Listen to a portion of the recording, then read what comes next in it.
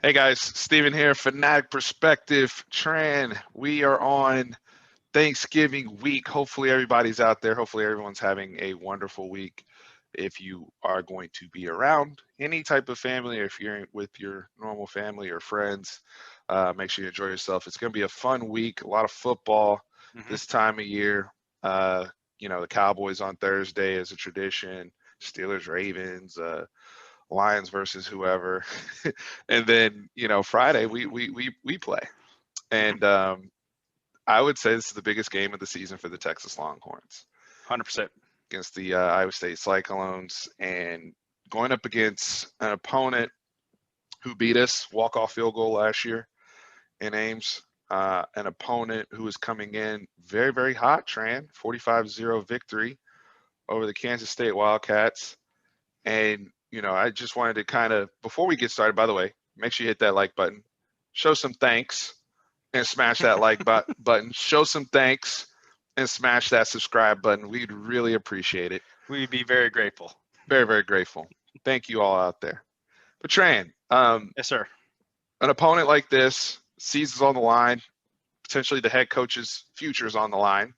Everything that's in play here, long layoff for the Texas Longhorns. Where's your head at? Where should we kind of begin this whole discussion here?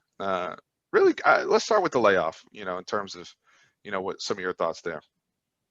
So the layoff, the good about it is we had a lot of people that had little ticky-tack injuries. Some people had pretty decent harmful injuries. I think the only person that was touched on in the presser that was questionable was Keontae Ingram. So we're getting Jordan Whittington back. The health aspect, it's a huge plus for us during this long layoff, and during this long season, making sure that all of our players are right and ready to go, especially like you said, this is the most important game of the season, because this for all purposes accounted could be the play-in championship game, honestly. So, making sure that all our best players are on the field versus their best players on the field, and if we're more healthy than them, that's better. It's also the biggest game for Iowa State hmm because if they've already played Oklahoma State, which they lost to, and they beat Oklahoma. hmm So now they're at a point where if they defeat Texas, they're probably looking at, and we're assuming that Oklahoma handles their business in Morgantown. Yeah, We're probably looking at a Oklahoma Iowa State Iowa State. Big 12 championship game, right? So, you know, what's on the table for them is huge. What's on the table for Texas is huge. It's very similar to this past week, Oklahoma State. Those teams went out there. Oklahoma smacked them in the mouth. Quite frankly, embarrassed Oklahoma State in my opinion. But both those teams going into the game knew what was at stake and what was on the table. And I was actually very wrong. I felt like Iowa State was going to beat Kansas State. I didn't expect them to Demolish annihilate them. them. Yeah. Yeah. But one of the advantages we have from a layoff perspective is you guys. When I say you guys, I'm talking about Tom Herman and the Texas Longhorns. You get to sit and watch. You didn't have to worry about Kansas prep anymore. You get to, nurse all your injuries, get some additional reps, maybe install some additional things. We know this offense has been struggling to say the least. hmm So, hey, maybe throwing in some new wrinkles, trying, maybe, hey, we have some job openings. Who knows, right? We say all that because they're gonna keep the depth chart the same. They're not gonna show their hand. But we always know when the game starts, there may be some sort of wrinkle in there or something that they do that we haven't necessarily seen before, especially since they keep talking about COVID and how they, especially offensively, Mike Yursich not having the ability to install everything and get the offense to where it needs to be. In my opinion, this game against Iowa State is why you went and hired Mike Yursich. Because you look at the problems we had offensively last year against this team, and we'll talk about offense defense matchup here in a little bit, but Mike Yursich, Tom Herman, all this additional time. You have a senior quarterback. We'll talk about the seniors and stuff too. Texas has to take advantage of that. hmm And I think this is a situation where it's really kind of fallen nicely into their lap.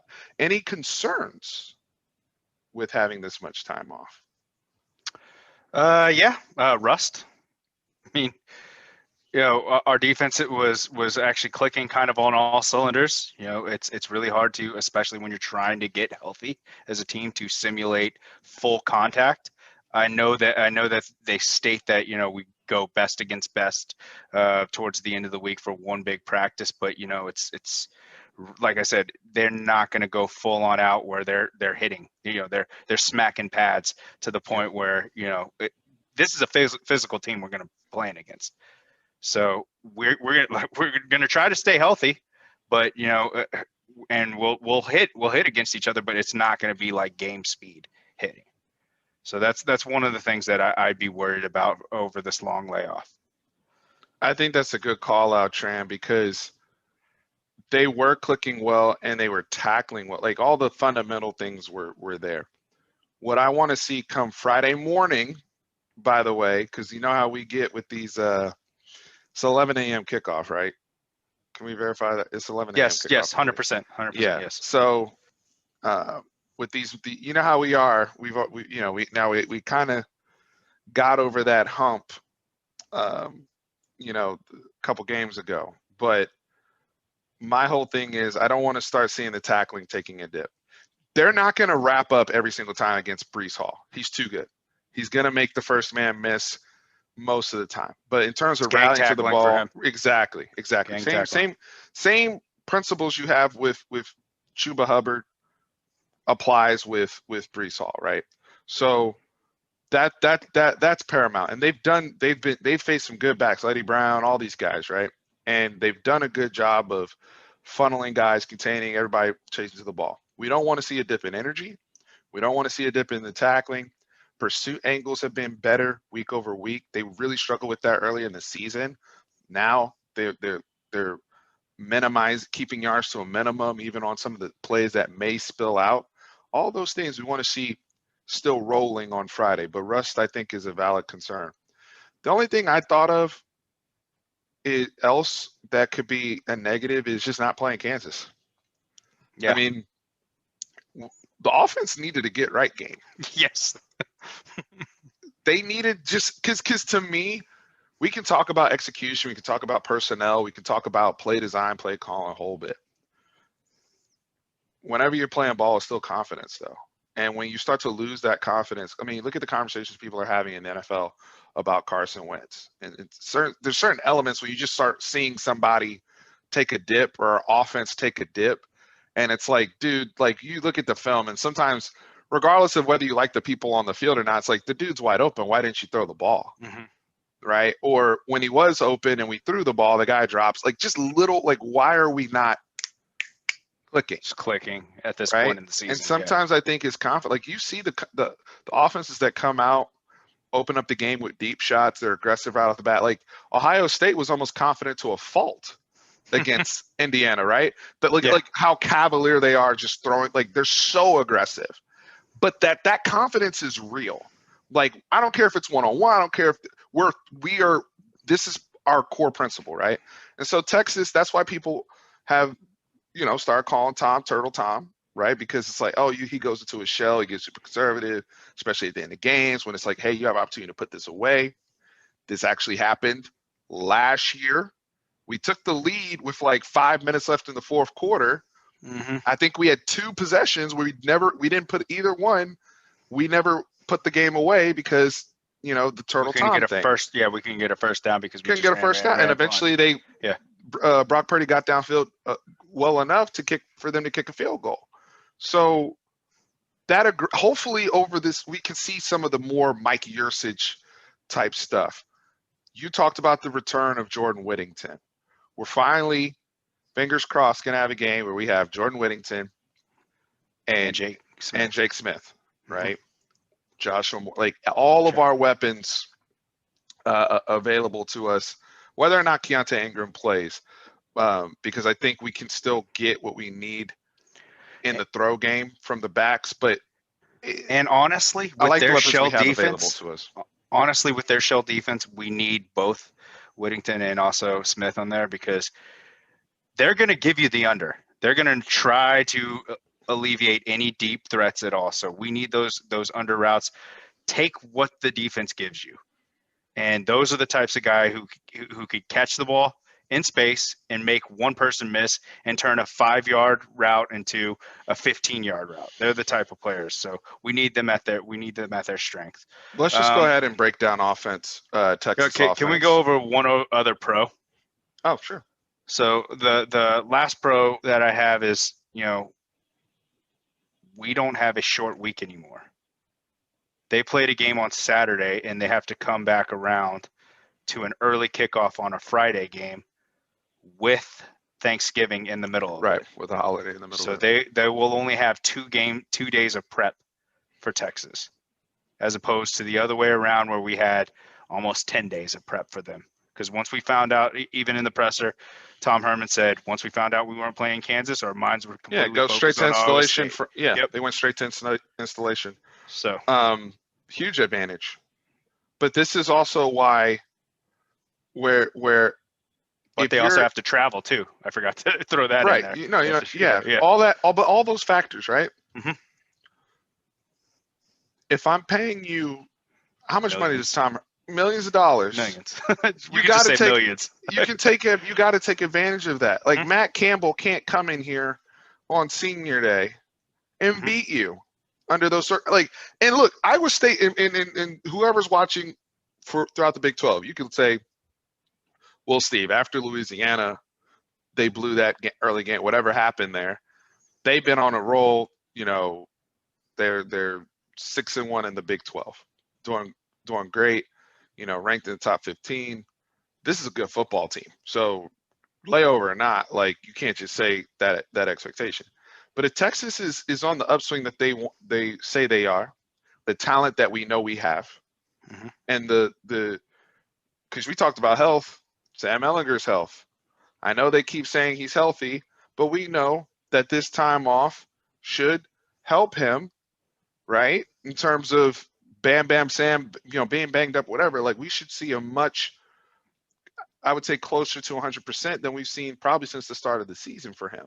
That's my expectation, especially since they've said he's taken every rep in practice. So with all those things in your tool belt, if you're Tom Herman, this is what the administration's looking at. This is what the boosters are looking at.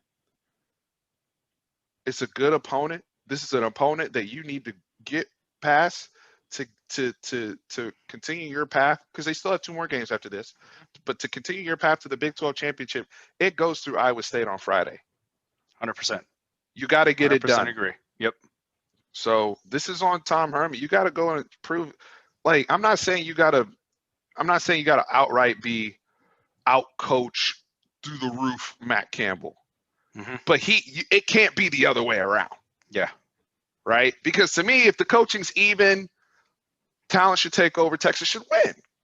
But what we've seen sometimes, especially last year, is now the coach's advantage starts to become this gap, and now we have issues. So we can't have that. Tom Herman has to prove with this group, they have to come out fired up, ready to play on scene. I know there's going to be a lot of emotions blowing for the kids, especially what they've been through during COVID and all that. But they got bigger goals that they got to get to. Yeah. Let's get to the Texas offense versus the Iowa State defense, because to me, I mean, there's 2 ways you can look at it. The way I'm kind of looking at it, Tran, is offensively for us, and I talked about earlier about this is why we hired Mike Yurcich. If we're going to win this football game, we have to come back to life on offense. If this is the Texas offense we've seen over the last month, then they're not going to win this football game on Friday. Nope. I agree with you. We have to be a little bit more balanced where defense still has to play lights out. They got to play. They got to force turnovers. They got to force bad decisions by Brock Purdy. Are we going against our defense, or are we gonna jump on that later? Because I mean, there's a couple call outs that I have, so I don't want to. I want to start Texas offense first, since we were on that talk track. Cool. So, Texas offense versus their defense. So, a couple names that were called out, and they're actually, Tom Herman basically first part of the presser was his love for their defensive front. You know, their three-man front. That's what they're notorious for, is dropping down the shell and just reading the quarterback, reading where the ball is, and tackling. His main call was Mike Rose, talking about how he's playing for Big 12 Defensive Player of the Year, and I think he's leading the Big 12 in interceptions. I believe so. Yes, 4. The middle linebacker position. So he reads. He's going to be spying. He's going to be spying Sam. So if we think that's Bam Bam Sam's going to come out, I mean, I think we'll see him run a couple times, but they're going to have someone on him. They had the D for it last year when we tried it. They had the defense ready for it last year. Yeah. So that's what I'm saying. That's the development that has to happen, because when you're going up against somebody like Rose, he's a magnet to the ball. And y'all know what I'm talking about when I say that. That's what, ball gets deflected and he's somehow the first guy there. So I believe he's number 23 on Iowa State. When you watch him play, run game, inside, outside, or whatever, he's a magnet. You see the blonde hair flying, he's just out there. Reminds me of some of those mid-2000s Ohio State linebackers, like Laurinaitis and Carpenter and AJ Hawk, those kind of guys, right? Like, not that he's as good as them, because those guys were first-round picks, but in terms of just them being the magnet to the ball and how, see ball, hit ball, see ball, find ball. Yeah. He's really, really, he's got good instincts up front. And then, they got the big fella in front of him, Jaquan Bailey.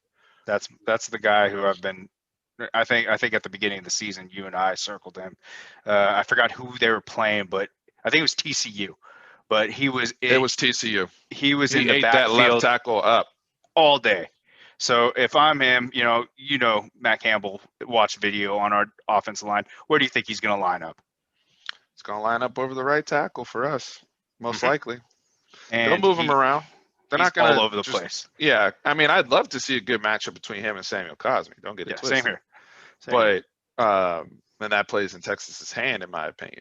But knowing what other teams have done and taking advantage of our right side, which any defensive coordinator would and should do when facing Texas, because it also impacts the run game. And we started to kind of get right run game wise. Last game, Bijan Robinson, obviously was starting to break out. Broke the 100. Yeah. Yeah. So, and there should be some opportunities here versus this front if we're patient. But personnel is going to play a big role in this game too, because last year we got stuck in that 12 personnel, some 11 stuff, and we just weren't effective, and it took us too long to get out of it. To get into 10 personnel, which is essentially 4 wide receivers and the tailback guys. So when we spread it out and we're able to kind of go tempo a little bit against the type of front that Iowa State plays. And now Sam, second half of that game, threw the ball pretty well. Wasn't great, but there was throws down the field where I'm like, okay, people are sitting down in the zone. He's able to hit guys. Like Brennan Eagles had a big game. Duvernay had a big game. We were able to use Malcolm Epps at times. Like, he had a big touchdown catch to take the lead in that game. So we know what can be effective against how Iowa State deploys their defense. But Iowa State, with the mind, where they mess you up, is you have to be consistent. You have to be patient. You have to be disciplined. Yes. Or else because you saw what Spencer Rattler did in the Oklahoma game. Because as a quarterback, you're like, man, I think I can take this shot. I have so much time back here. And what did he do? He forced one at the end of the game, and they picked him off. So yeah, that's what this defense is designed to do. It's designed to make the offense go east-west, not north-south. So if you see the teams that have success against them, they're the ones who are able to catch the little dig routes and turn them upfield and break that first tackle. They need to break that first tackle. And it's not the teams that are explosive. They'll give you the underneath stuff, and they expect their linebackers to read and play it perfectly, where they're just running towards the sideline as opposed to upfield. So, if we can break tackles, which hopefully we can, we have athletes to do it. We have big athletes to do it. That's why I'm high on Jordan Whittington coming back to this game. That's why Jake Smith will be key. Jake Smith be watching tape all week of what Devin Duvernay did last year and how he worked over the field, especially in the second half against this team. So the running backs too. I think we got to use the running backs in throw game this week, Tran. So my question is, we started seeing success when we started putting Malcolm Epps on the field last year. Mhm. He started becoming a And nightmare we were matchup. flexing him out. Yeah, Yes, we were flexing him out. Are we going to do that? Are we going to learn from our mistakes? Because they're going to still call the same type of defense that they called last year. I would.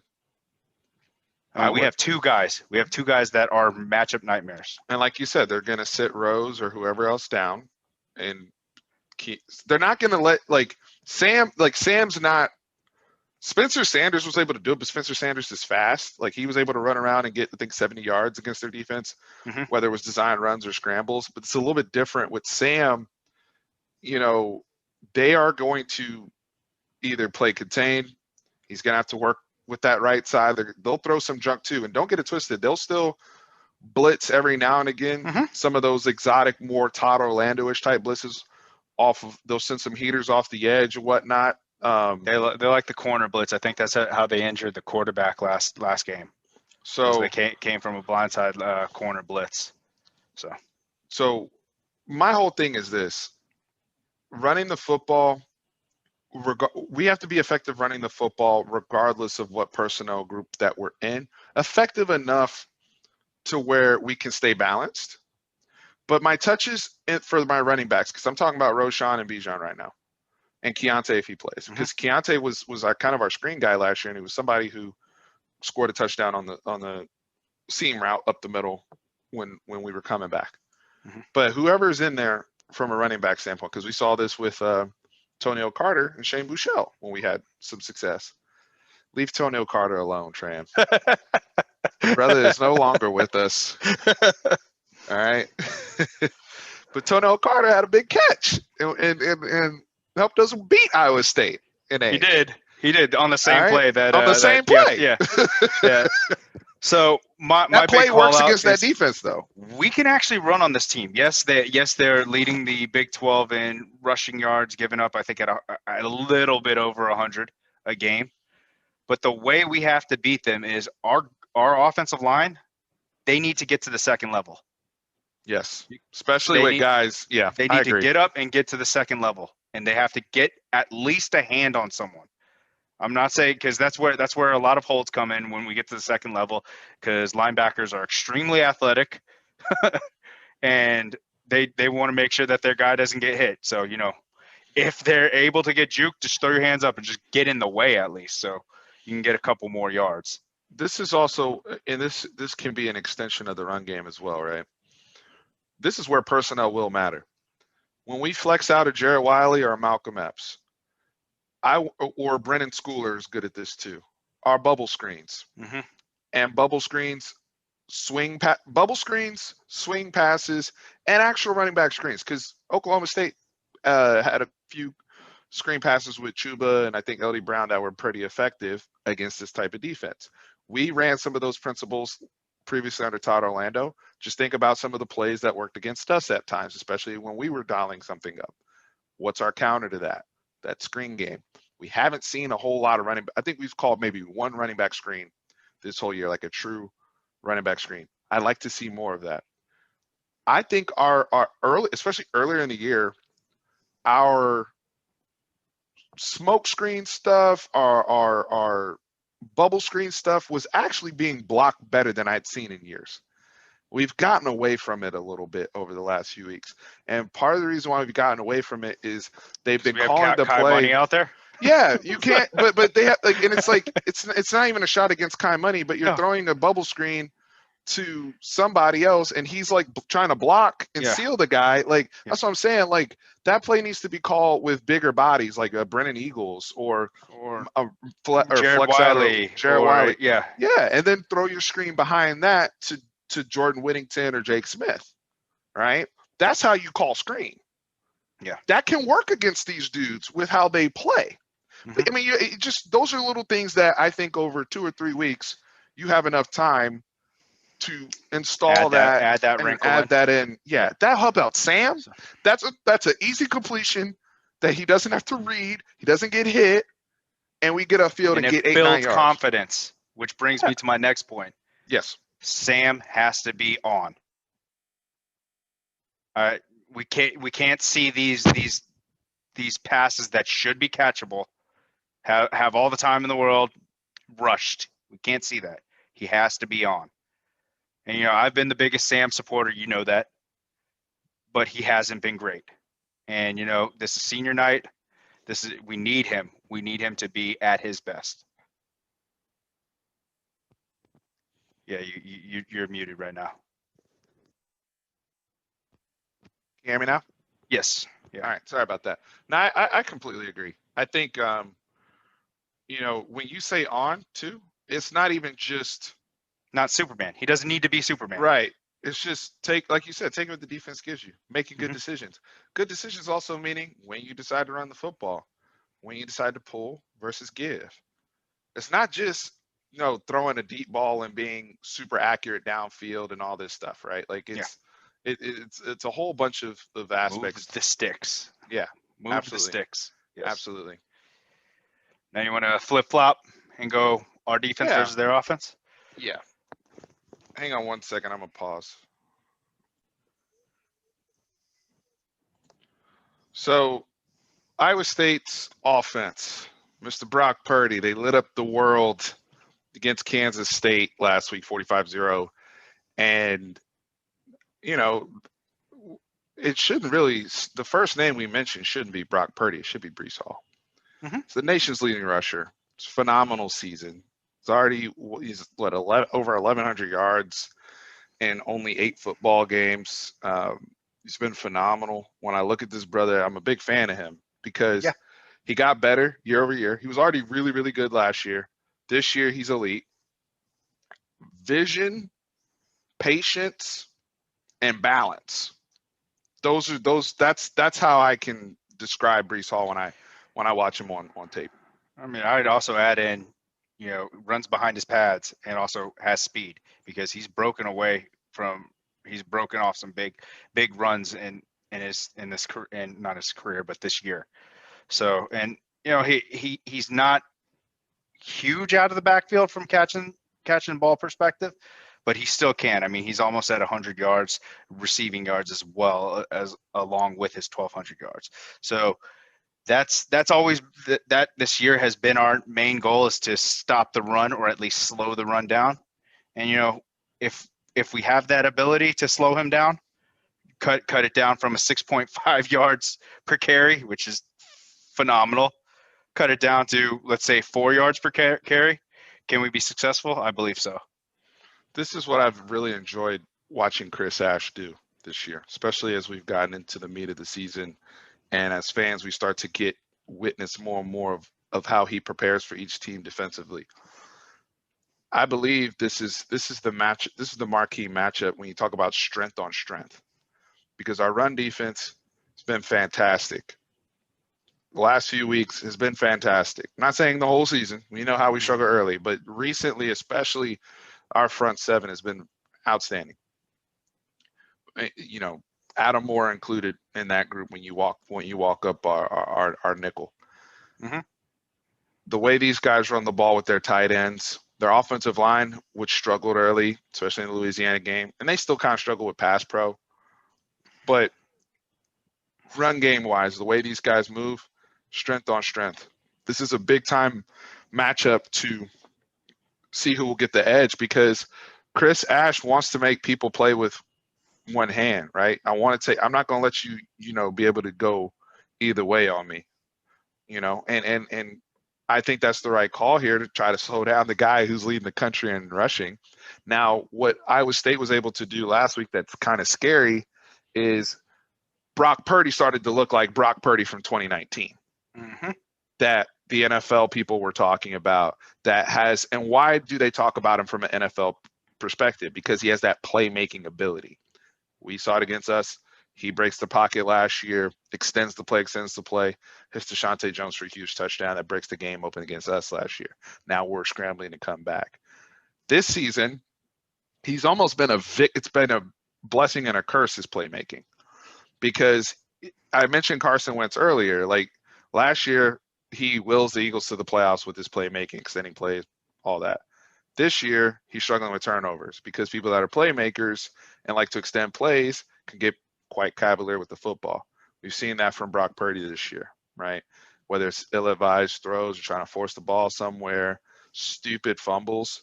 And when I say stupid fumbles, we've seen him make stupid fumbles, and just not protecting the ball and valuing the football, especially when you have an elite run game, and it's kind of put the team in jeopardy at times. So last week, though, I thought he just looked in rhythm, was throwing the Hmm. ball on time, um, and he has weapons. Yeah. He has weapons. Everybody talks about the tight ends. The person that concerns you right now is Xavier Hutchinson. Yep. That's a Yep. concern. He has what um, majority receptions for because I think Brock Purdy only has like 151 completions, and I think 40 of those go to Xavier Hutchinson. But he has 4 touchdowns and also 520-ish yards. We should honestly, I mean, they have a three-headed monster from the tight end Mhm. position, so they should all just basically fall under the same spot. I mean, the head of the snake is Charlie Charlie Kohler. Kohler. Yeah. So, but if you add in those three guys, Xavier Hutchinson and Brees Hall, that's 68% of his total passing yards. So if we actually, and that's a big if we could slow down Brees Hall, we do have to worry about the size matchups from the tight ends. And Xavier Hutchinson, do I think he's as good as Tylan Wallace? No, but do I think he's capable of getting 100 yards on us? Yes, I do. I absolutely think that. But if we could slow down them and somehow shut that, and not shut down, but slow down the tight end position, because that's his safety blanket is the tight end, because they're matchup nightmares. We have to still worry about Brock Purdy's legs.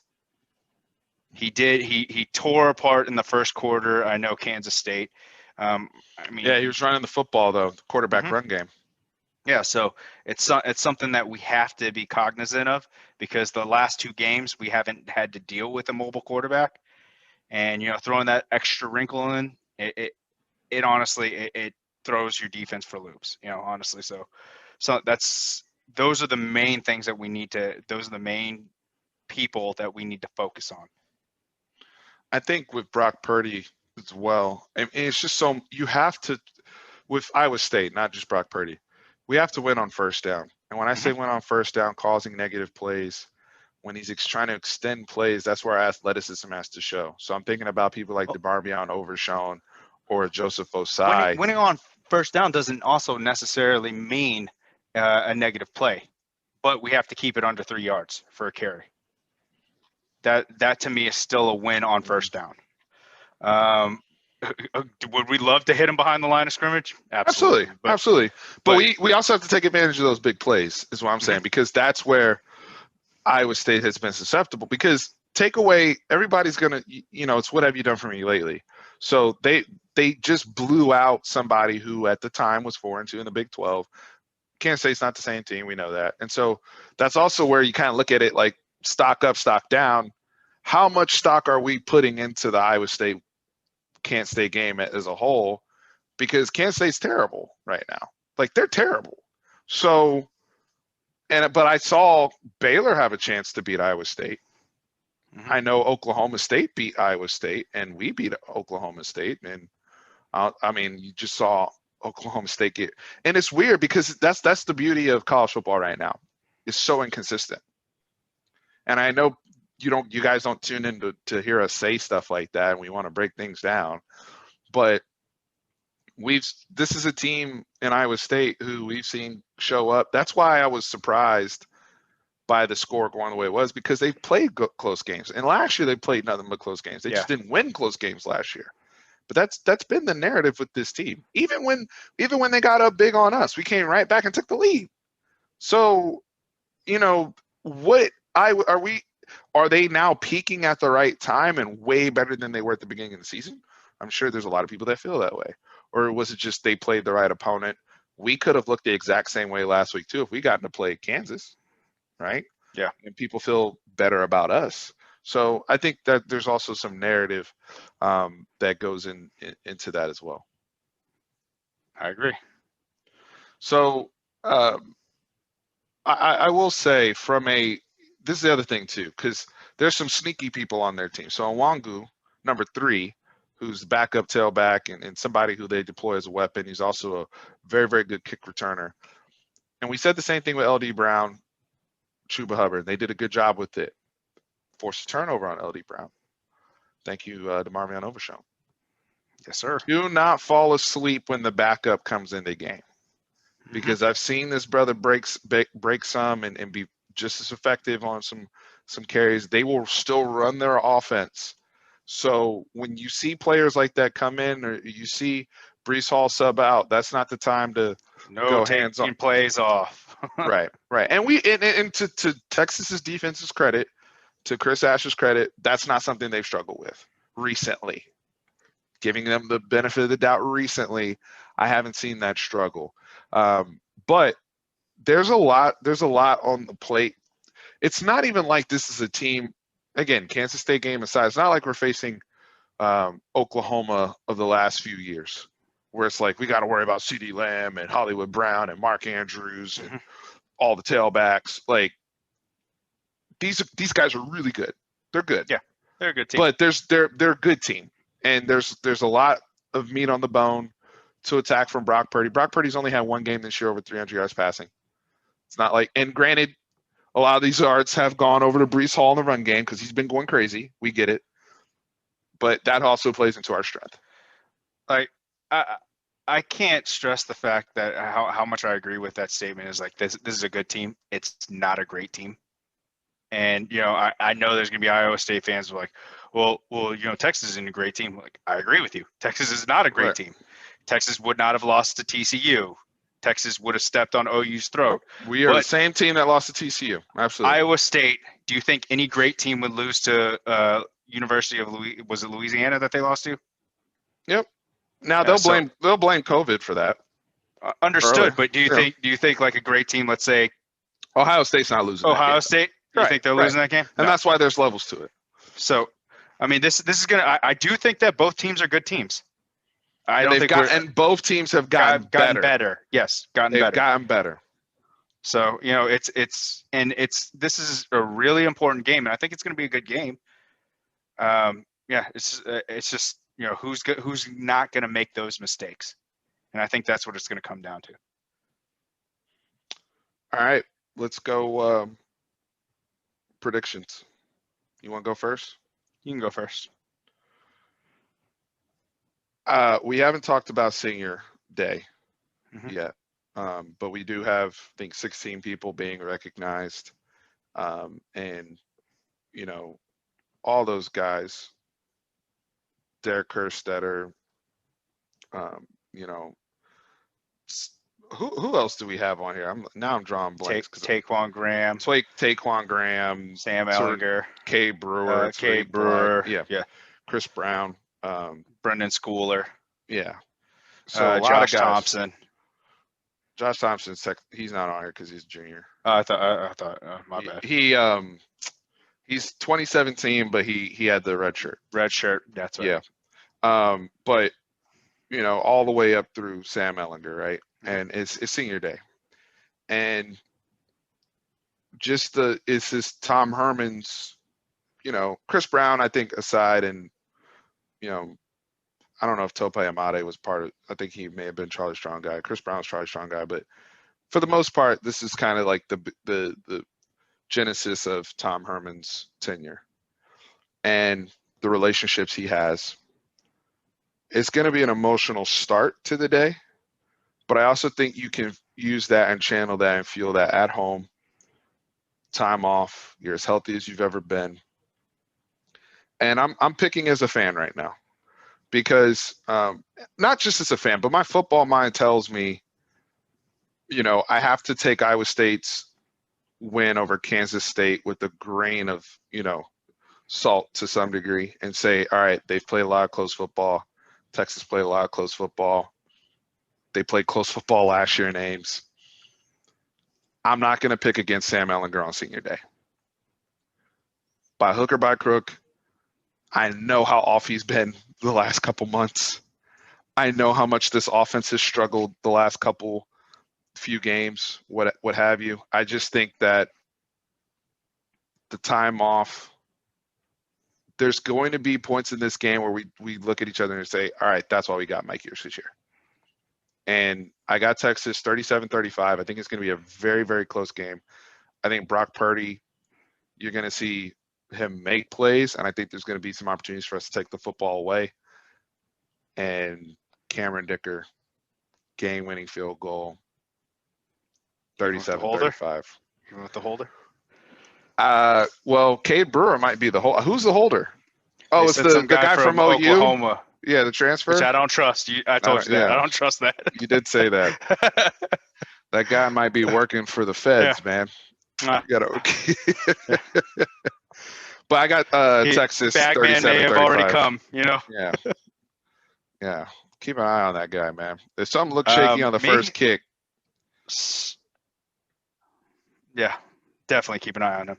I think it's a lot lower score than that, and I'm adding into the fact that there's a 70% chance of rain. Oh, look at you! Look at you with the Doppler radar. Yeah. Oh my! I've already looked into it.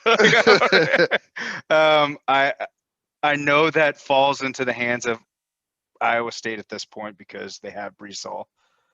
They could just hand it off to him and protect the ball as much as possible. But you know, I really don't think that was a fluke with Bijan last game.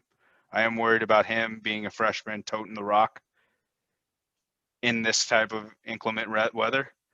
But I'm predicting a Texas win as well, 30-27. But I also have enlisted and recruited people that I've watched games with at DKR and other places, and they are all undefeated with me. So I've recruited them. So I know who you're talking about doing too. My part. Yep. Have they committed? Fagan, Griff, and also Good. Pat. All three of those are undefeated with me. So I'm doing whatever I can on my part. Plus, let us bless this house. Yeah. Let us bless Campbell's Williams Field. Yes. You know what's funny is the last time I was at a game with Griff, I think was Iowa State when the Journey phone thing happened.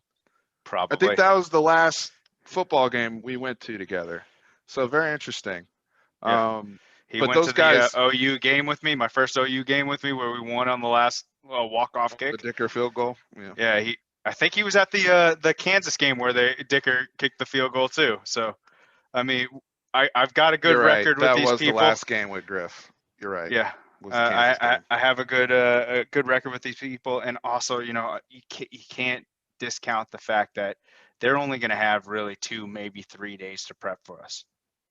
And we should have been obsessing about this team because honestly, this is the Big 12 championship for us. So if we didn't, you know, it is what it is. We got beat by a better team. But I like it. Well, yeah. If you lose, you can't. Your points on the prep, you know, meteorologist Tran, all the independent research you just did. You know, that cannot be ignored here. Guys, make sure you chime in with your predictions. It's been you know, we still have 2 more games after this, especially with the postponement, but it's the last home game. Yes. After that, we take 2 trips to Kansas, and just seeing our guys, Sam Ehlinger, and I know a lot of people have said, so this something else I want to touch on. A lot of people saying, well, Steve, wait a second, why are, you know, we're doing senior day. Don't these guys have another year of eligibility if they choose so? And you would be correct. However, they are not going to be making their decisions until after the season. So, yeah, you know, if somebody opts back in, great, right? But if somebody decides, like a Sam Ehlinger, who we know did accept his Senior Bowl invite or invitation, right? And You heard Tom Herman talking about draft, potential draft grades for Taquan Graham. We know how Pro Football Focus feels about Chris Brown. Some of Derek these guys are Kerstetter going to as well. be Yeah. Derek Kerstetter, who I would advise to come back. I would like to see Derek Kerstetter come back again. And find a natural position on the line. Well, even if he plays center again, I think he'd be better. I know. That's what I'm saying. Just right. Because I don't mind him playing center right again. tackle, center, right tackle, center, Right. going back and forth. And like, hey, let's have some continuity with him. I think when you look at people that can come back, like Brennan Schooler, I think could. I mean, what do you unless you're just done playing football? Same thing with Tariq Black. Like, unless you guys are just done playing football, like if you didn't accomplish what you needed to here, I think another year would benefit you. In the case of Sam Ehlinger, I don't know how many more hits he could take for free. Not for free. He's obviously has scholarship, but without receiving an income. How about that? At his point. And I don't, at some point, it's like you need to go to the next level and change the scenery and go have that success and get some different coaching. I don't know how much better he'll get 2020, 2021, right? And so it feels like this is it for him in particular, for Sam Ehlinger. And I think he also, he talks about, the dreams he had being a Texas Longhorn and all that. These guys also have dreams of playing at the highest level. Yeah, playing in the NFL. When you're as competitive as they are, and you know that there's a level above you, just no different than when you're in high school and you're playing on JV and you're trying to be on varsity, right? And you know that and you feel like you can play at that level, you want to go and prove that and take advantage of that opportunity, especially when you're healthy. So something to keep an eye on. But while you guys are there, Jacoby Jones is another one who I think, we may even see come back. Who knows? He's been sneaky good this year. Yeah. With some of the other ones. So thankful for our 16 guys that will be recognized on Friday. Appreciate it, guys. Tran, anything else? No, I'm excited. Everyone have a happy Thanksgiving. Enjoy your time with your family. If you're going to be with your family, be safe. Absolutely. Guys, we will be back later in the week. I will also be having a Texas basketball preview dropping the debut of Greg Brown this week that we are very, very excited to see him dunk on some people. So it's coming. Texas basketball preview is coming. And then we will be back with our post-game recap on Friday. Happy Thanksgiving. Love you guys. Horns always up.